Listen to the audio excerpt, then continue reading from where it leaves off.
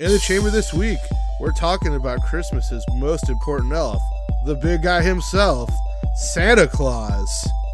We talk about the lack of Christmas gaming, and we talk about bringing some holiday cheer to your D&D table. We're still sponsored by Hallmark, so this week, grumpy podcast executive Joe is taught the true meaning of Christmas by whimsical podcaster and struggling single mother Cody.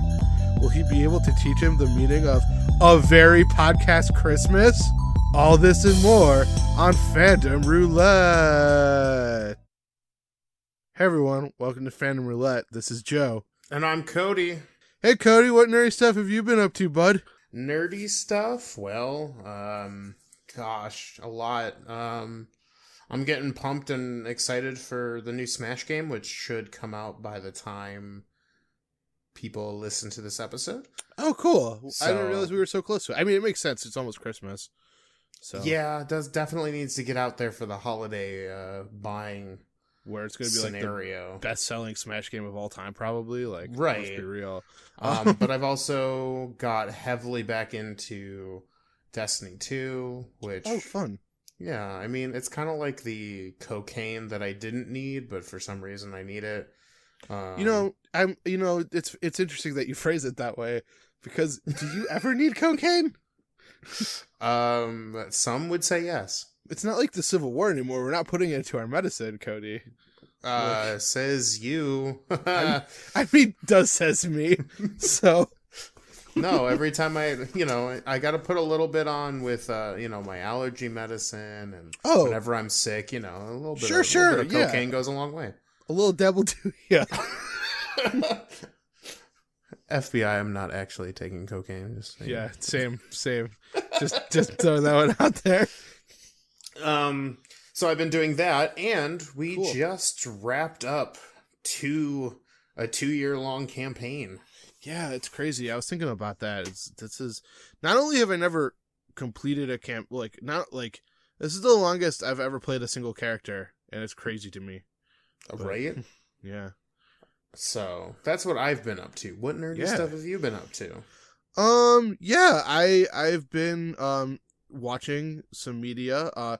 You know what? I'll be talking about it in a couple of weeks, but I took a chance on the new She-Ra and I absolutely loved it.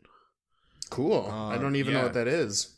So She-Ra was like a cartoon in the 80s, and it was sort of like counter-programming to He-Man, like it existed in the same universe, but it was basically just a way to sell He-Man toys to girls. Okay. And then they did a reboot, and there was a little bit of controversy because they decided to make the She-Ra character look more like a teenage girl instead of like a sexy mid-20s woman. Okay. Yeah. And like it was just super duper charming and a lot of fun, and it was great. I'll be talking about it in a couple of weeks for sure. But yeah, that was one of the main things I did in the kind of little off season we had. So yeah. Yeah. I forgot. I'm sorry. I'm going to interrupt. Yeah. I also finished Assassin's Creed Odyssey, which how was it? It was a ride. I still stand by what I say. I think the game is arbitrarily longer than it needed to be. Sure. But boy howdy, did I have a lot of fun. And like there's a whole quest line where you get to fight like legit like mythological shit. Mm-hmm. And it was super fun. But it ended up being 70 hours, so if you're still like on the fence, may that be your guide. It took me 70-ish hours, and I didn't even do a lot of the stuff. I just kind of did the main story and then some of the side things that I thought were important. As I get older, I think like one of the things is at the end of the day, I think the biggest question I ask myself when I'm done with something is, did I have fun with it? Yeah, and for this game, I definitely did have fun. There were moments of, like, I wish that I was done so that I could, like, move on. Because I think that's the problem that I have nowadays is I want to play all the video games, but I don't have time to play all the video games. So for sometimes like when you find a 10-15 hour game, sometimes it's like a breath of fresh air, especially if it's like good. Yeah, I understand. But, especially with doing all the open world games, I was like, oh boy, I need like a quick one. And so during the break, I also finished the new Call of Cthulhu game that came out. Oh, fun. Yeah, that was a spooky time. All right, perfect transition for our Christmas episode. Yeah, I mean, so was our last episode. I mean, yeah, where we talked about like sleep paralysis and horror, just general horror. Yeah, big thanks to our guest. That episode was a blast. Oh my god, it was so good. If you guys haven't seen it yet, please check out last week's episode. For sure. So good. Also, it was super weird and a lot of fun having 3 people in the recording studio. Right. Considering that so much of this is usually just us sitting in our own individual rooms, just like talking to a scrolling number line. Right. But yeah. Oh man, do you hear that in the distance? Ding dong, ding dong, ding dong, ding dong. Oh man. So my mic stand is covered in tinsel and greenery. There's a star on top because, Cody, it's Christmas time. Ooh. Happy holidays. Happy holidays, everyone. Yes. So, this week, Cody and I thought it would be kind of fun and, in my opinion, interesting to kind of talk about a sort of unspoken thing, which is kind of the transition from actual lived human being Saint Nicholas to Santa Claus, who is the fat jolly guy who sits in your mall and sells you Coke and Lexuses. And I thought we were talking about cocaine again. I was like, wait, why is he selling you cocaine? No. Oh my god. No, that was post Civil War, where it was like Santa loves it. Yeah.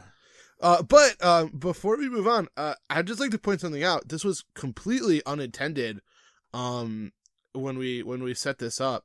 But I think it's rather cool. Tonight not to like, pull the veil back or anything, but we're recording this on December 5th and it will be going up tomorrow, December 6th. So December 5th is traditionally a night called Krampusnacht, which we'll be talking about a little bit later.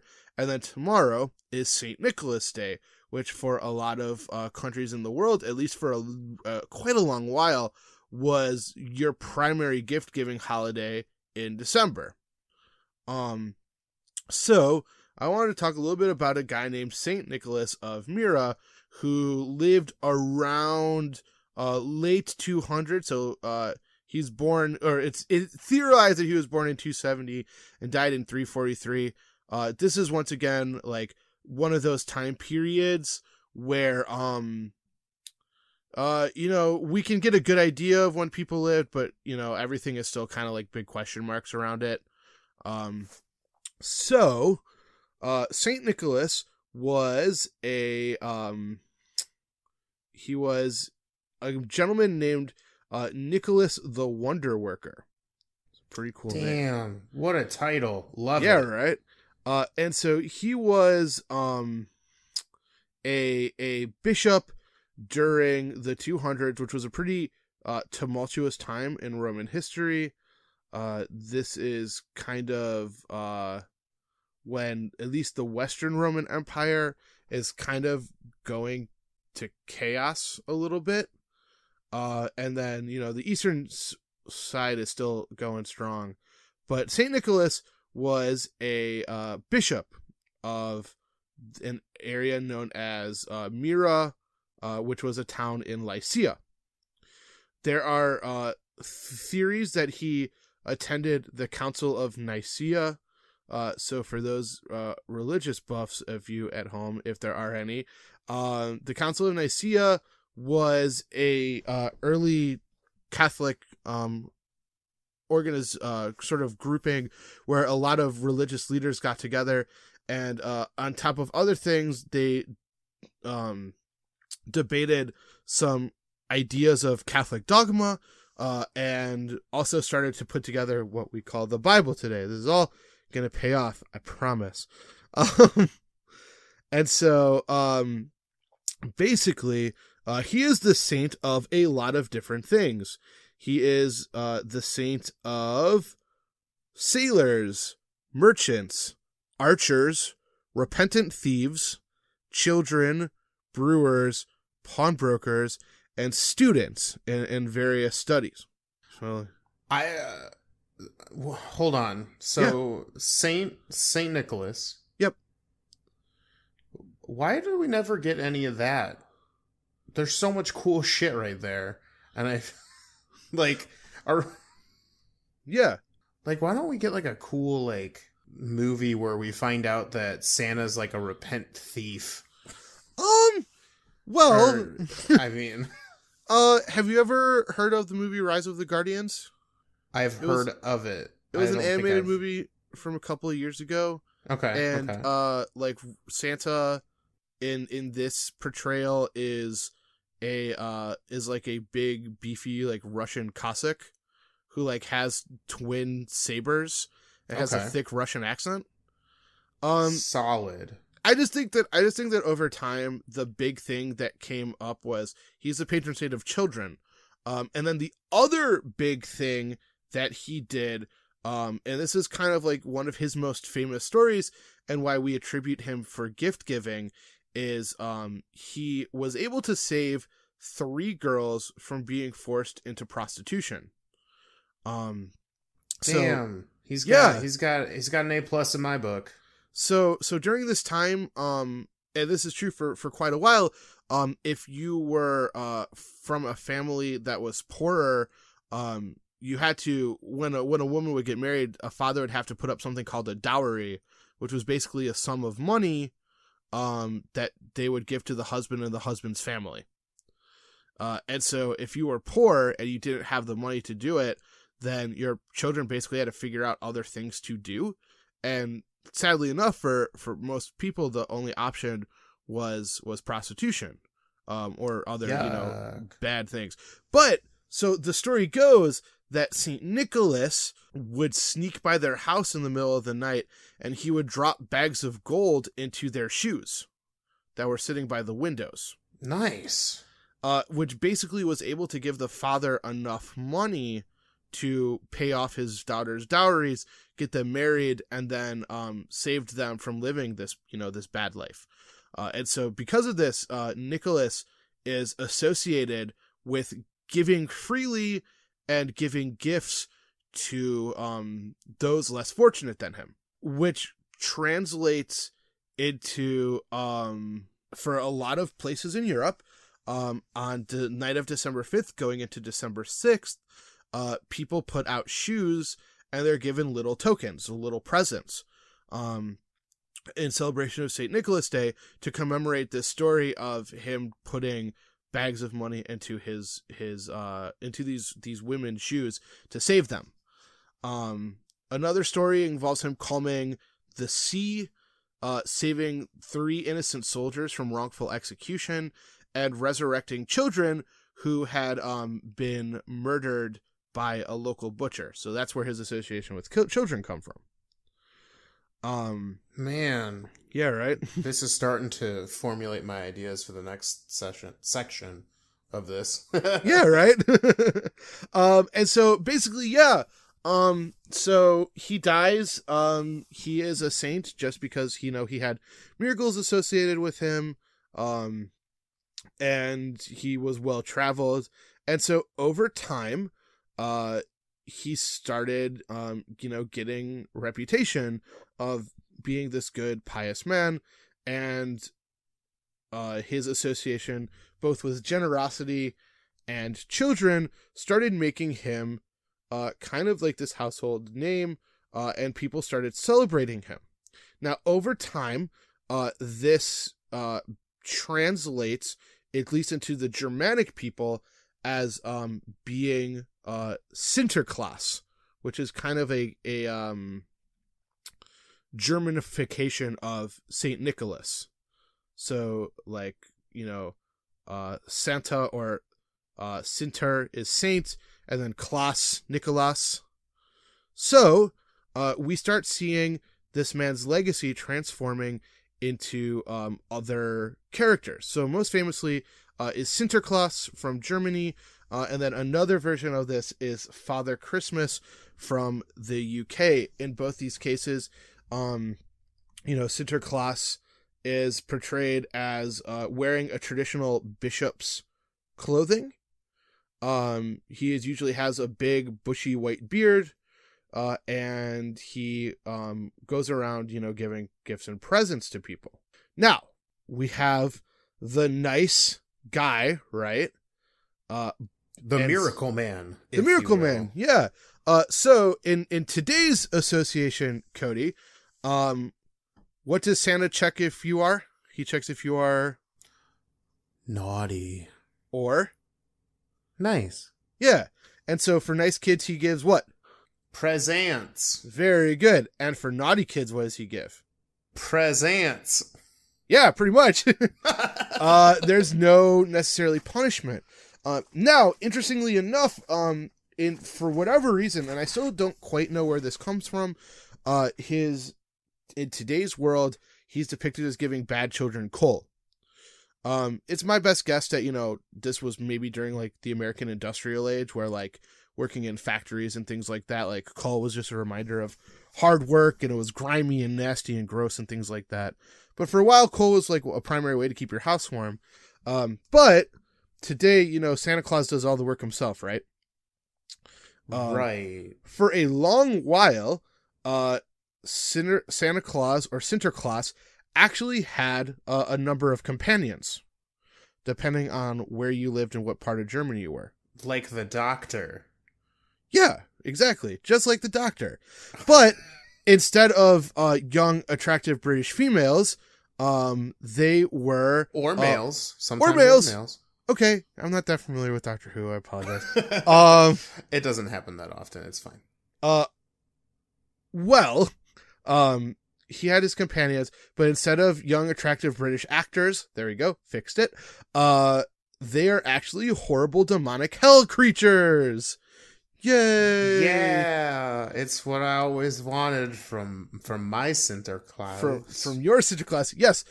So there are 3 major ones that we're going to be talking about. There's a 4th one that I'm not talking about. You can look it up yourself, but I'm not talking about this one. All right, good call. Yeah. So the first one is Knecht Rupert, which translates to farmhand Rupert or servant Rupert, who is a companion of Saint Nicholas.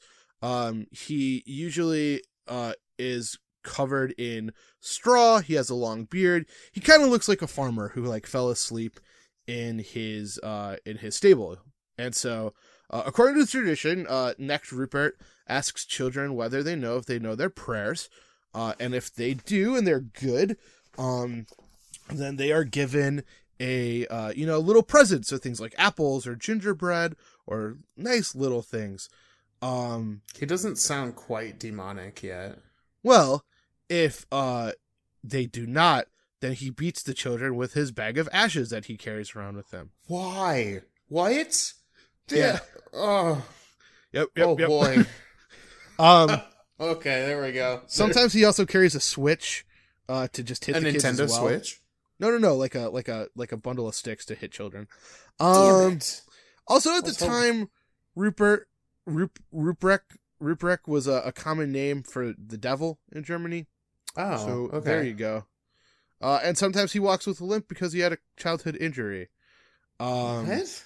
Yep. What a weird, aside about the demon man who hits you if you've been naughty. Yeah, I mean, hey man, he's got a backstory. Yeah, he's got character. You feel bad for the guy almost. You could argue that he was society's first tiefling character. So. Jumping ahead a little bit. Okay, so the next one I'm going to talk about is arguably the most famous of them, which is Krampus. You mean that movie from 2015 with Adam Scott? Yeah. The holiday comedy classic. Classic. So Krampus is a demonic goat creature. Wow. Yep. Okay. He gives out coal and bundles of birch branches to hit children with. However, Europeans have been trading something called Krampuskarten, which are greeting cards featuring Krampus since the 1800s. And there are some places where they have Krampuslauf, which is a run of celebrants dressed as the beast. And usually has people drinking lots of schnapps as they run around in demonic goat costumes. Yeah. So like, hold up. Yeah. We gotta pause this for a moment. Oh, of course, Cody. Pause all you want, my friend. What? Why is Santa this guy who's like a fucking miracle man and giving presents and gifts and joy to all these little German children? Why is he hanging out with demon people who are shitty? You know, I've who been beat thinking... people. Like, that's like, oh yeah, this is my friend Krampus. What does he do? He beats people. What about that guy? Oh, that's Farmer. And he also beats people. Yep. Mostly children. Yep. Why, Santa? My best guess is like Santa gives you gifts and he's happy and he's jolly and he rewards good behavior, but you can't have a person who can give you both good and bad things, right? So it's like... So they wanted to be the equalizer, and like, we got this cool miracle man. Mm-hmm. And if you're good, he jolly rewards miracle you. Man. Oh, but he's got to have his demon sidekicks who ruin literally everything. Yeah, I would say that. Ah, okay, perfect. No, I totally get it now. Let's continue. And the last one is Belschnickel. So, okay. Yeah, right. Belschnickel is a man who is wearing fur, which covers his entire body, and sometimes wears a mask with a long tongue. I don't like where this is going. So, if you're good, sometimes he'll give you a little bit of candy, but if they're not good, you will give you switches so your parents can't beat you. Wow. Yeah. Wait. Yeah. Hold up.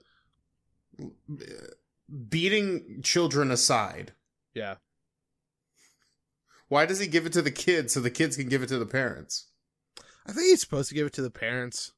Oh, okay. Like you find it, like, and the parents would be like, "What have you got in your shoe, little, like, Heinrich?" And then Heinrich would be and like, I'm lying my ass off and be like, "I got nothing." and then Dad would be like, I fucking put it there." Oh, and God. So whoa, this is the worst. I don't like this German dad you've come up with. Yeah, it's a bad character. It's a bad bit. Terrible. Belschnickel is the only one that truly made it over to America, primarily because he was also popular in the Amish community. So before the Amish came to America, the Amish are called the Pennsylvania Dutch. They were a religious sect living in the area of Germany where Belschnickel comes from. And so, yeah, but still, I just like bringing these up. I think that Krampus has really started to come back in popular culture in a major way. As you mentioned, there was the Adam Scott movie from a couple of years ago. And like, stores that want to be like, oh, cool, and like alt and stuff, they'll do like a visit from Krampus instead of like a St. Nicholas sitting in the mall, or like I just want you to know, yeah, that I looked up the Metascore for Krampus because I couldn't imagine myself thinking, I bet this movie did really good. It did not do really good. No, it didn't. They got a 49 on Metacritic, and there's just a down arrow for IMDb. Yikes. Oops. Whoops, dipsa. But anyway, so all of this is in service to sort of this big question I had, which is, how does Santa Claus go from a real circa 300 era Central Asian bishop to the guy we know today? And the big thing that happens, at least in the American context, is in 1823, when a gentleman named Clement Clark Moore publishes a story or a poem called A Visit from St. Nicholas, which is commonly known today as The Night Before Christmas. So, a little bit of an aside, Christmas wasn't a super duper popular holiday in America initially. What? It was seen as a very Catholic thing. Well, yeah, I mean, and they weren't all that popular in America at the time. What? Yeah. I don't believe it. Yeah, well, because a lot of our like founders were like various mainly Anglican things like that, and so I'm being facetious. I'm sorry. I know. I know. But anyways, the big one really for America and for a lot of like the Protestant world was New Year's. Yeah, ball drop, get blitzed. Well, Cody, you say that. Some people got blitzed the entire week from Christmas to New Year's. My dudes. So, love it. A lot of people too saw Christmas as this like time of like epic debauchery. Because like, yeah, you would like get drunk for the like entire week or whatever. Yeah, and so no one really knows what you're going to do if you are drunk for an entire week. Yeah, right. Let's be honest. Bad news. Bad and news. So, no, there are still, I've read different accounts and things like this where like, it depended on where you were living and various things, but like one of the things that could happen during that week is people could come to your house and just like demand various like little things from you and you'd have to give it to them, or they could continue to just kind of harass you. Wait a minute. I don't like the sound of this. Yeah. I mean, you know, this sounds terrible. Yeah, it wasn't great. And so Clement Clark Moore was also not a super.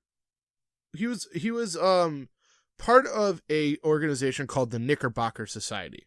So Clement Clark Moore lived in New York City. He was a very wealthy man. The Knickerbocker Society was like an organization of just kind of like upper class, very wealthy New Yorkers, tended to be like writers and intellectuals who were pining for a more simple American time period. Right? Yeah, right. So I don't like where this is going. One of the big ones, one of the big guys in this was Washington Irving, who wrote. I know that name. Yep. Who wrote Rip Van Winkle, which is about a man who falls asleep during the American Revolution and wakes up and doesn't recognize his country anymore. Gasp. Yeah, and so one quick little aside before I keep going. Clement Clark Moore's family's estate was this gigantic estate in New York, which is called Chelsea. And Clement Clark Moore managed to get even more rich by slowly selling off his family's estate, and that neighborhood today is still called Chelsea. So if you live in Chelsea, hi.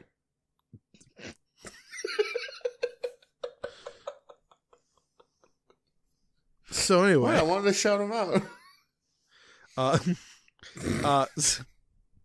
So anyways, so at the time that Moore wrote the poem, Christmas Day was overtaking New Year's Day as the preferred genteel family holiday of the season, but some Protestants viewed Christmas as the result of, and I'm quoting here, Catholic ignorance and deception. Oh my. Yeah, they really didn't like Catholics.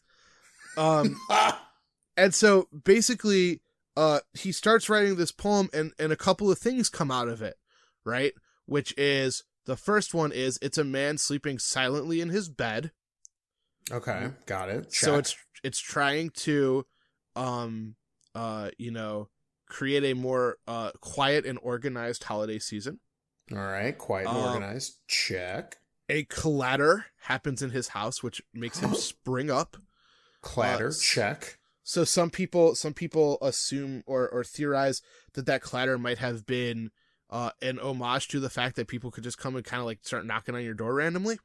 Rude. But it's actually this big old fat guy wearing red who has a twinkle in his eye and a bright red nose, and his belly moves when he laughs, and he flies. As most bellies do when you laugh. It's true. And so some people argue that it kind of transformed Santa Claus from this, like almost like authority figure into this just kind of like jolly, kind of almost silly character that we associate Santa Claus with today. I don't necessarily 100% buy it, but he is the man that is pretty responsible for giving us the new idea of what Santa Claus looked like. And the final nail, or the final thing to happen to give us our depiction of Santa Claus today was an artist by the name of Thomas Nast in 1862, and then was republished in 1863, drew our first depiction of what is our Santa Claus that we have today. Now, one last quick thing, and then I'm going to open up the floor to questions. Yes. I had another query as I was writing, doing my research for this, which is what's the deal with Christmas elves? Yes. So in a lot of our popular culture and a lot of our popular media, elves are often depicted as very like tall and thin and fair-haired, and usually pretty good at archery or immune to sleep. Immune to sleep, yes. Or charm. They're immune to charm, aren't they?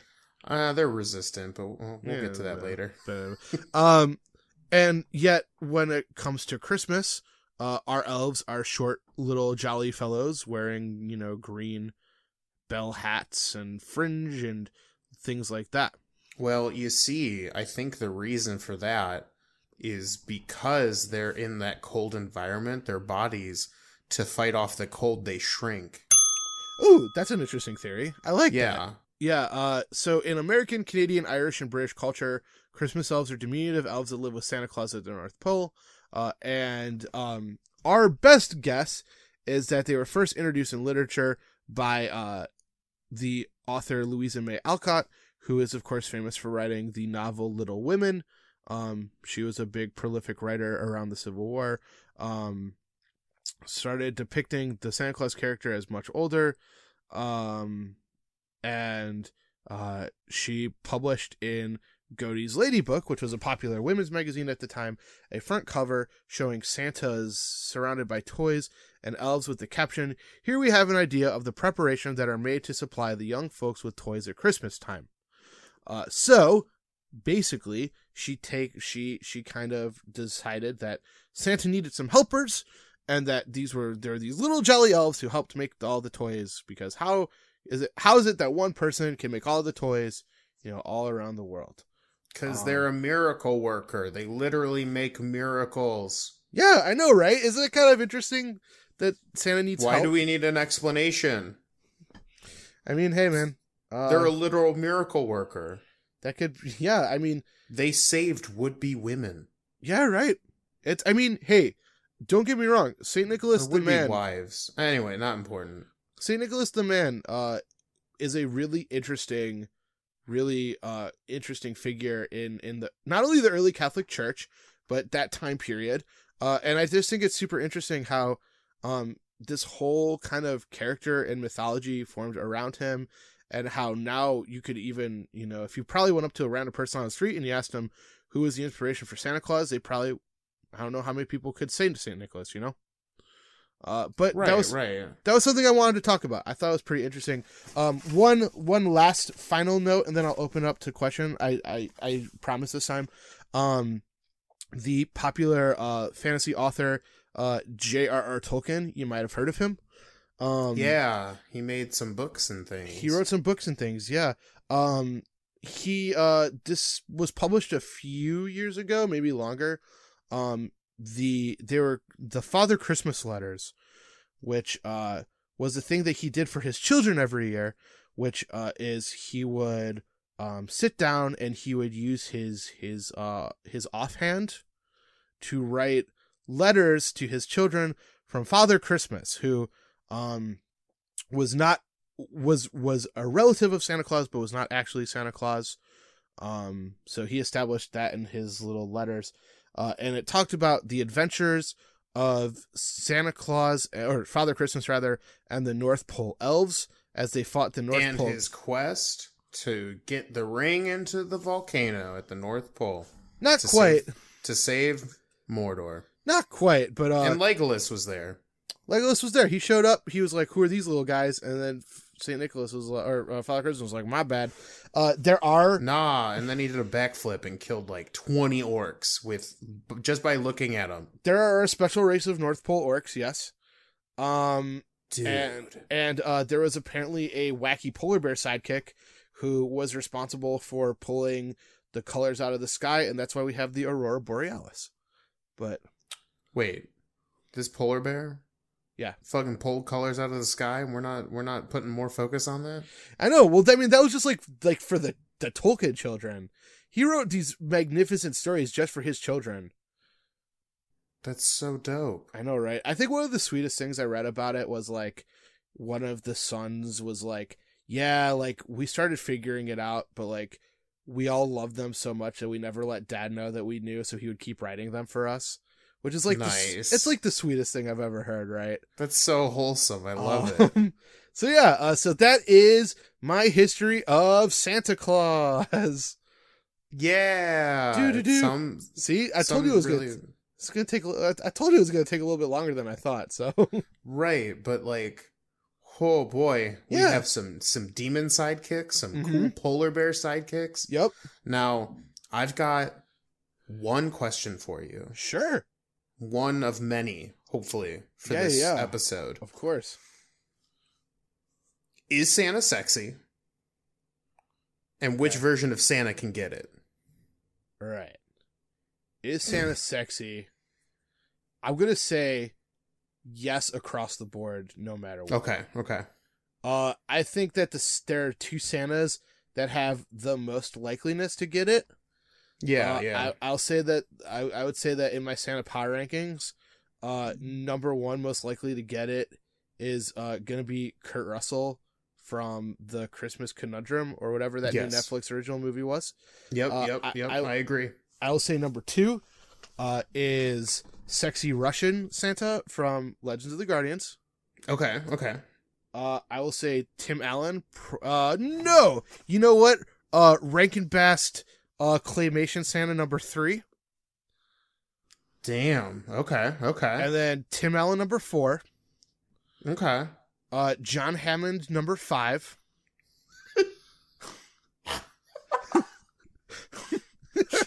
What? He was Santa in the Miracle on 34th Street reboot. Oh my God, you're right. Holy shit. So I just love that you said John Hammond. Because I couldn't think of his name. Richard Attenborough. That's it. That's good. And I think that's it. Yeah. What's your power ranking? Well, Kurt Russell takes the top. Yeah, obviously. Show.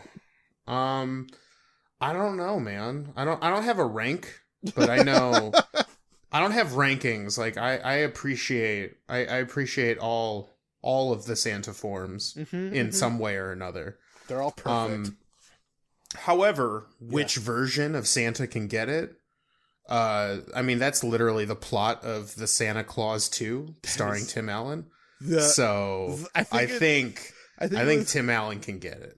I think number 2 is the Mrs. Claus. Right. No, the whole point was that he was trying to find a Mrs. Claus. It's not good. See, it's funny though, because Claus has two meaning. Yeah, Claus in the Santa Claus 2, it's Clause. Yeah, and there's a clause that Santa has to have a Mrs. Claus within like 5 years of being Santa, or he loses all of his powers or whatever. So then he gets on Grindr and goes and. Oh no!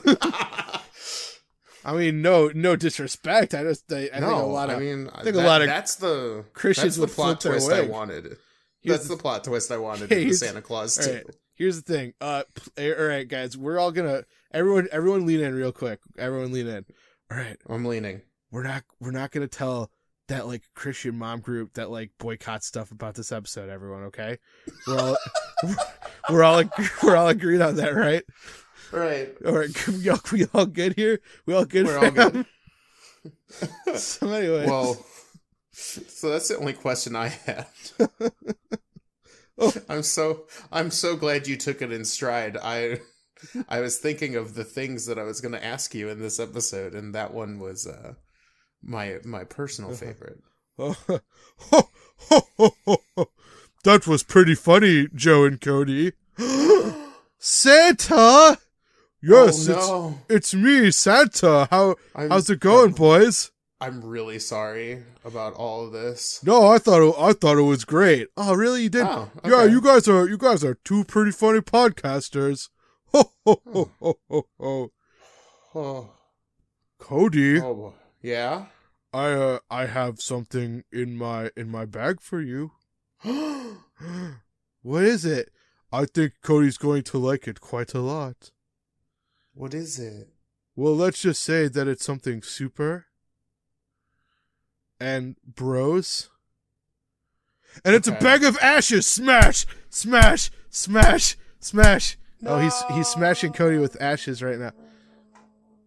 So are you gentlemen going to be talking about Christmas video games? Yes.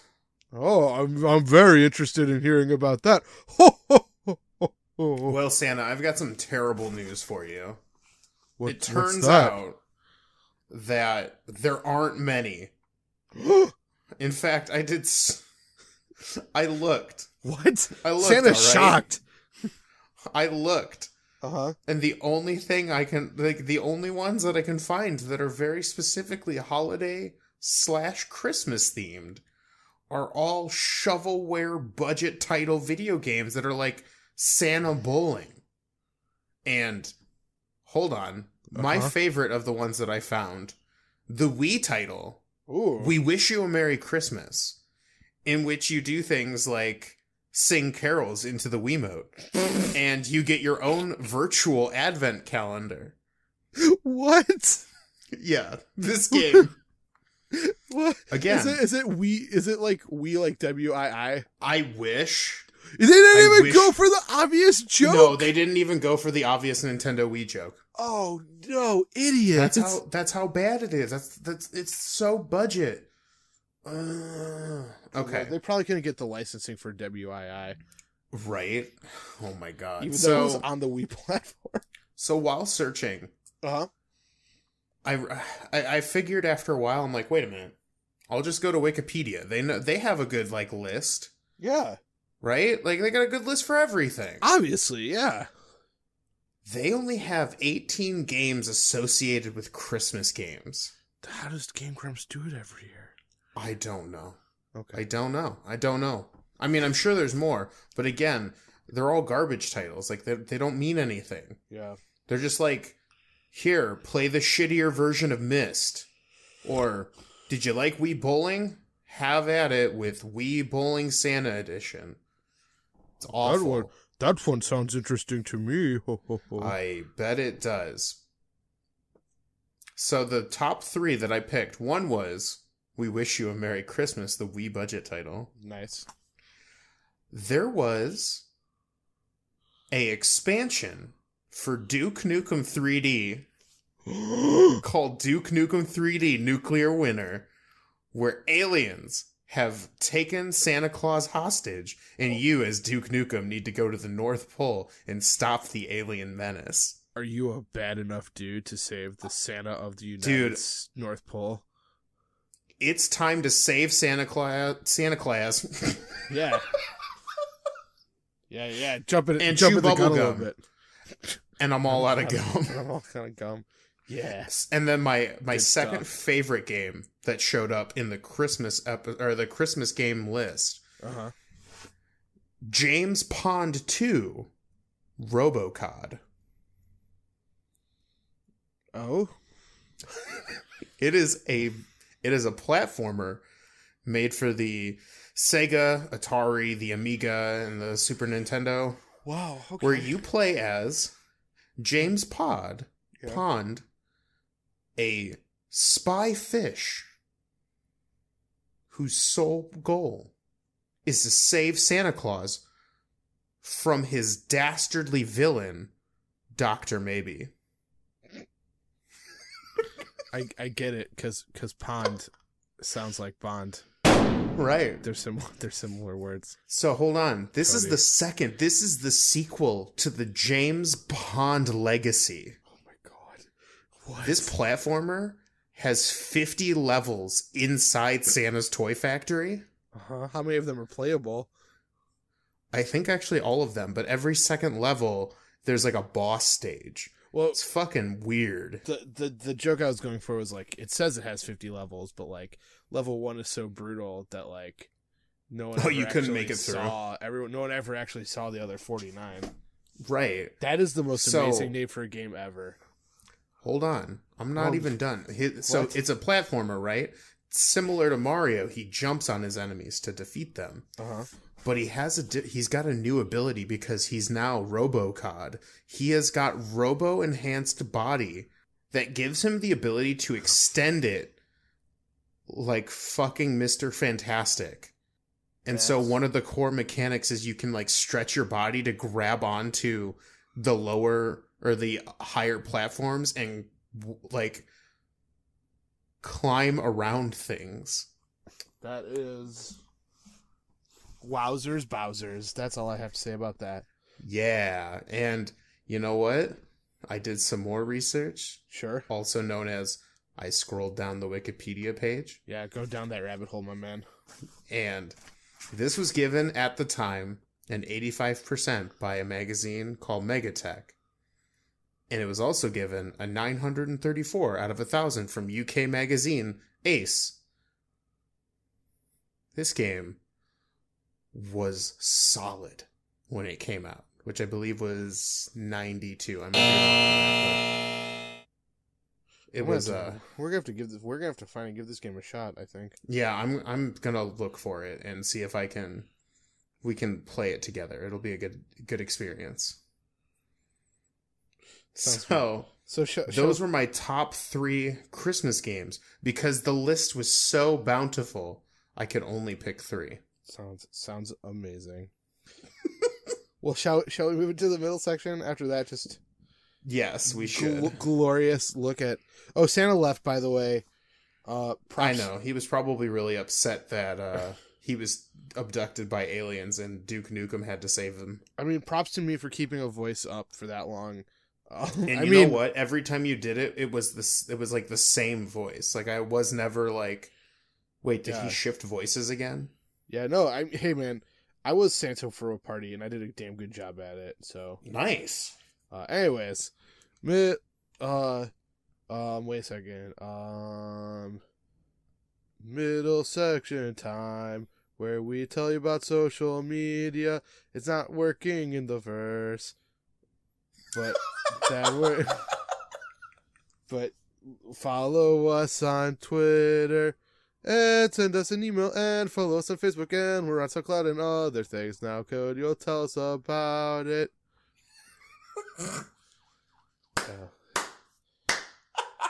I'm firing on all cylinders tonight. That was amazing. I had no idea what you were doing until you got to the end of the first verse, and so good. Hey, everybody. This is the middle section, or the very late middle section, where we tell you about all of our social medias and how to get in contact with us and how to support us as we take this lovely adventure through nerdom, through the holidays. So you can find us on Twitter at fandomr_podcast. That is our Twitter handle. If you want to get at us on other ways, yes, you can send us an email at fanroulettepodcast@gmail.com. Nice.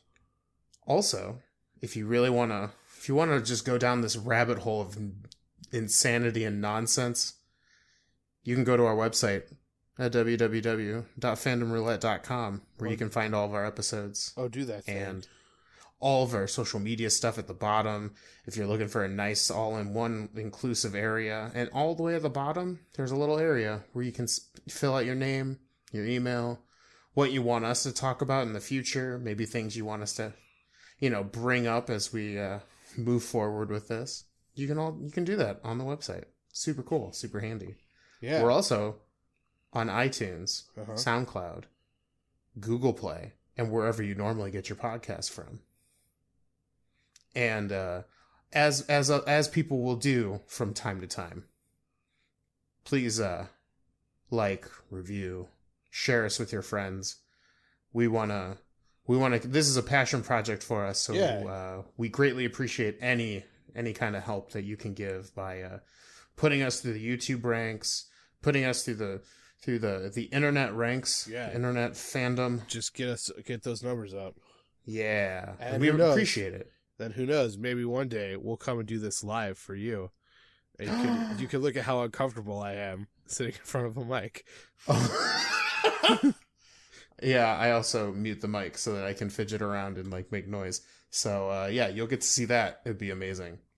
Yes. So that's the middle section time. Dumb. So anyways, hey Cody. Yeah? Cody. Yes. I'm just gonna throw this one out there. Yeah, what's up? Have you ever smelled bad eggnog? No. No. Oh god. It's like a combination of bad eggnog and I mean, I don't like eggnog as, in general, in its prime. Oh, really? Yeah. Even if you put a little bit of rum in there? Oh, well, maybe I'd like it with a little bit of rum. I never gave that a shot. Think about that for next time you're at a holiday party. Yeah, but now you've got me on this rotten egg trail. So anyway, it's Garbage Kid. Garbage Kid is when Joe and Cody, we roll up a random character from a little book called Xanathar's Guide to Everything. And I know what you're thinking. Yes, everything? Yes, everything. In the middle section, they have in the middle section of that book, they have tables. So if you ever want to roll up a completely random NPC or a completely random character, then we are. You can use that character in your D&D game. That was a rough intro. Yeah. Oh, by the way, this is Fandom Roulette, where we talk about a myriad of nerdy things, including history, video games, RPGs, and whatever nerdy things we want to think about. I forgot to do that at the top of the episode. Oh boy. So this just awkwardly cut that out, but keep it here also, and awkwardly drop it into the beginning. But anyways, today we're talking about Midnight Operacaster.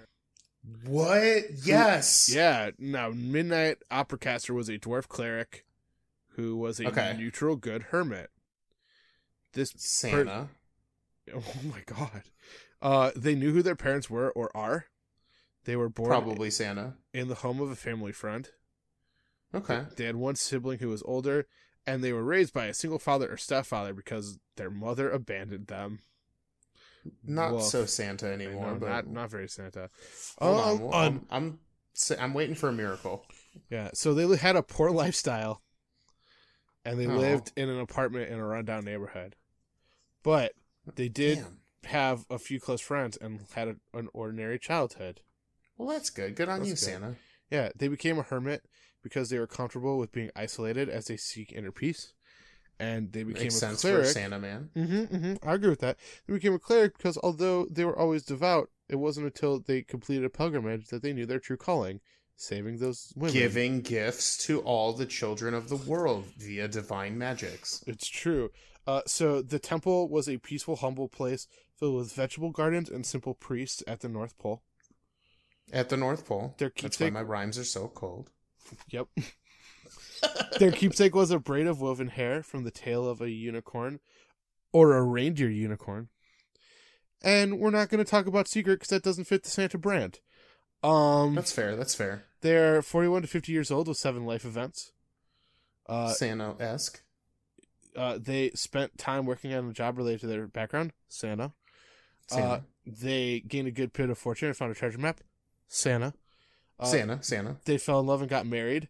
Santa, Mrs. Claus. Santa. They suffered a tragedy. Now this is where it gets dark. Santa. You did something that brought terrible shame to you in the eyes of your family. You might have been involved in this. We never know anything about the past of Santa, so this checks. That's fair. They made friends with an adventurer, and they witnessed they had a supernatural experience where they performed a minor miracle instead of witnessing it because it's Santa. Now, Cody, Santa. the biggest question about this: would this character go into Hot Topic? Oh, this one's rough because I want to say yes because I feel like everyone should go into a Hot Topic at least once in their life. Yes, but I don't know. He was a hermit. Mm-hmm. You know what? I think they know of Hot Topic. Okay, but they haven't been in it because we established that this is Santa Claus. Of course, they went into Hot Topic because there are good goths out there too who deserve presents. But do they really need what's in Hot Topic? Yes. Couldn't Santa just make a Live Strong band? Did he really need to go into the Hot Topic and talk to fucking Martin behind the desk? He doesn't know those dark machinations, Cody. Yeah, and he's got the spray-on hair dye. He didn't even really dye it. It's just the spray-on shit that's gonna come out in like tomorrow. Santa and his elves don't have the magic to create a 21 Pilots leather cuff bracelet. The only magic that can really bring that about they have to outsource is Hot Topic. Yep, they have to outsource that one to Hot Topic. Okay. So anyways, the elves definitely frequent. I feel like Santa tries to keep himself pure. he keeps his distance, but he has to remind himself, right? He has to go in at least once a season. Like, yes. Oh shit, that's why I don't go in here. Ho ho ho ho ho. Oh, he doesn't like the albums from like the early 2000s that keep playing in the store. Yeah, and I think he thinks that like the Funko Pop thing is like kind of run its course. Yeah, and it's like he like looks at the wall. He's like, does like WWE superstars really need their own line of Funko Pops? And then and also like probably like the the one or two like sexy Santa outfits that they see at the in the back corner. Well, that's Spencer's Gifts, and he never goes into there. He would never. Those people don't deserve everything. Apologies to Spencer's Gifts, sponsors of this episode, subsidiary of Hallmark. Spencer's Gifts. We make the weird Christmas movies. Ooh. Yeah, interpret that sentence as you will. So anyways, that was our garbage kid this week. Right. And so yeah, in the top I pitched adding a little bit of Christmas cheer to our D&D table. Right. And so I think that of course we have to answer the question that's literally on everyone's mind, Cody. Yes. What's that question? What D&D class is Santa? What? Yes. Oh, that spiked real bad. I now know. Okay, interesting. I'm intrigued. I had an initial thought before I learned what I learned today. Sure. And I was going to say something along the lines of like a sorcerer or a wizard. Sure. Something. Yeah. However, I'm more convinced now after learning this and his kind of divine miracles, yes. His divine gift, if you will. Yeah. I'm starting to think that Santa might be a cleric. Intriguing. Or an arcana cleric, like a little mix of wizardom and like a divine cleric. That's my thoughts now, because miracle worker. Enough said. Yeah.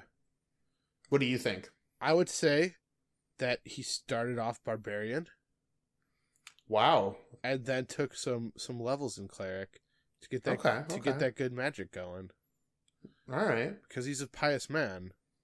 So maybe of course. So maybe he's just a paladin. Okay. Paladin's also an acceptable answer, maybe, I think. he has like his divine smite. Yeah. Yeah. He constantly... Which is his bag filled with ashes or sticks. Well, and so here's the other thing, Cody, is he a lot of people don't know this, but as you sit down on Santa's lap, the first thing he mutters under his breath is, "Are you undead?" And then he asks you if you're naughty or nice. Okay. Mm-hmm. And then makes sense. And then if you are, he tries to turn you.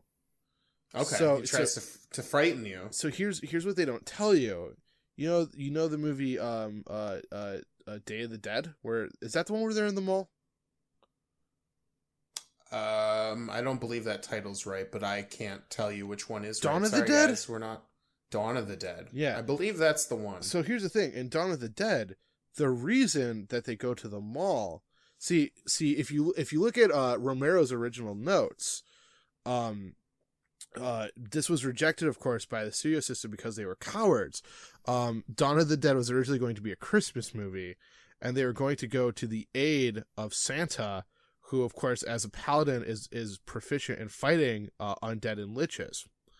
But then... he was their savior. Well, then they had to change it, and they just made it a metaphor about capitalism. So basically what I'm saying is the studio system is a bunch of cowards, and I am now going to go pitch a movie to Hollywood right now. Okay. Or actually Netflix probably. And like we're going to get Kurt Russell back, and we're going to be like, all right, Kurt Russell, we're going to give you a two-handed broadsword, and you are going to get Divine Smite in the third act. Oh my God. Yeah, I love it. Obviously, like, yeah, and then hey Cody. Yeah. I have a question.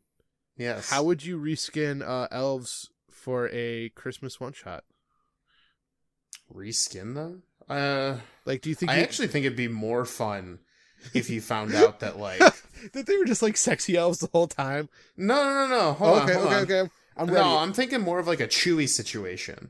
Ooh. Where the elves that work under Santa are just normal elves, but they have a life debt to Santa because he saved them from some untold horror, untold fate. Yeah, and that's why. And they would never breathe anything about it. That's where you learn in the Santa Claus Star Wars wiki page.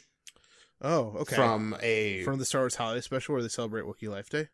Right. Life Day. Yes. Oh boy, man. Yep. I wouldn't reskin them. I would actually try because I think the idea of like the small like hello worker elves kind of has like a weird vibe that I'm not really digging. Sure. I don't know exactly what it is, but like it feels weird and wrong for some reason. So here's my take. Yeah. Is that they're gnomes, and everyone who's ever visited the North Pole are racists. Oh my God. Yeah, I swear there's elves up there.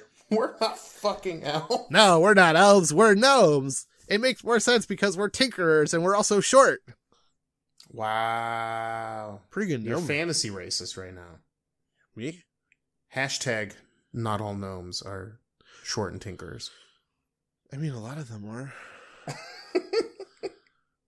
mean, fine. So I guess... So yeah, a question I have to ask you. Yeah. Keep going. Ask away. If you were in charge of making a holiday / Christmas / whatever one shot, what would you do? Okay. What if I was one of the players? I'm playing a dwarf barbarian named Ugar the 17th. Ugar the 17th. Skullcracker. Good name. Yeah. Okay. So what do I do? So, it's gonna start. You and your party have just settled down for Christmas Eve night, and we're gonna give it a fancy name. It's gonna be like Gruntlenock. The dear old Eve of Gruntlenock. Eve of Gruntlenock, and the famous Klaus of Santa. Okay. The noted jolly gift giver, who gives gifts to all the good people overnight. Yes. You wake up the next morning. Okay, and I'm expecting gifts, right? And your entire party goes downstairs, and none of you have gotten gifts. What the fuck? And so, you find a note, and it's like, you were not very good this year, so I didn't give you your gifts. And so you guys decide that you're going to go up to the North Pole and just wreck Santa Claus. Wow, that took a dark turn that I wasn't expecting. I mean... Now here's the thing: Santa Claus Fortress, nigh impenetrable. Nigh, you say? A combination. But I am Olgar the 19th Skull Crusher Extreme. Yeah, I mean, I take on this challenge. So that would be it would be a dungeon crawl where you have to go through the North Pole. You're gonna have to fight some reindeer. Nice. You're gonna have to fight. Are they actually just owlbears? Yeah, obviously they're just owl. No, they're manticores. Damn. Yeah. Yes. At least one of them's a manticore. It's gonna be a mishmash. Right. Okay. And then at the end, you do fight Santa, and then he reveals that he was just messing with you, and here's your present, and then that's how it ends. So wait, did we actually murder Santa Claus? No, you don't murder. You don't murder Santa Claus. He's immortal. Oh, he just like as a final feint, he's like, "Here, I was kidding. Here's all the gifts." Yeah, I mean, and then we all like kind of laugh about it. Maybe you're grab a cup of cinnamon Joe. Yeah, maybe your actual present was getting a really awesome adventure with your friends. Aww. The real treasure was the friendship we got along the way. Along the way, yeah, exactly. Aww. What about yours? Give us a quick one shot, my friend. A quick one shot. Just like a detail, small details. You are. I'm a half orc warlock. Okay. Named Grugnug, son of Ugnug. Classic. And I am one of those Fey warlocks. Okay, cool. So you and your party have all been given a letter, a magical letter. You don't know how it got there. Ooh, weird. But it's asking you for help.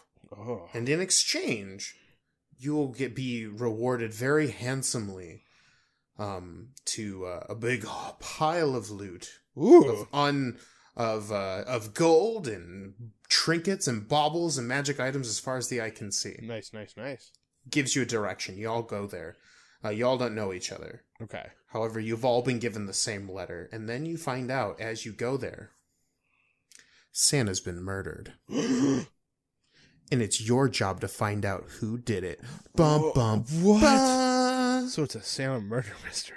It's a Santa murder mystery. I thought that went a whole different direction than I thought it was going to go. Right? I thought it was going to just be. I thought it was going to be your super fun. Here's the plot twist. Santa never died. You find out there was no murderer, and then you have to confront him about the trickery. That's pretty fun. I like that. Yeah. So, anyways, because you can't actually kill Santa Claus. That's true. So yeah, he's a divine entity of miracle making magic. Exactly. He's such a high level cleric. He's like a CR 40 god. Yeah, I mean that's the thing, right? That would be that. Yeah. So, anyways, shall we wrap her up there? Yeah, let's do it. Well, we want to thank you guys so much for joining us on this Santa-centric episode of Fandom Roulette. Yes, thank you. I'm not gonna lie, this was a fun one. I like it. When I pitched Santa, I knew it was gonna be fun, but I didn't realize it was gonna be as rich a vein as it ended up being. Such a rich vein. So yeah, thank you guys so much. Go back to the middle section to see our social media stuff. Please remember to rate, review, and subscribe. We can't stress that enough. And yeah, just thank you for joining us for yet another week of fun and wackiness and craziness. So, signing off for Phantom Roulette, this is Joe. And I'm Cody. And as always, stay nerdy. Stay super nerdy.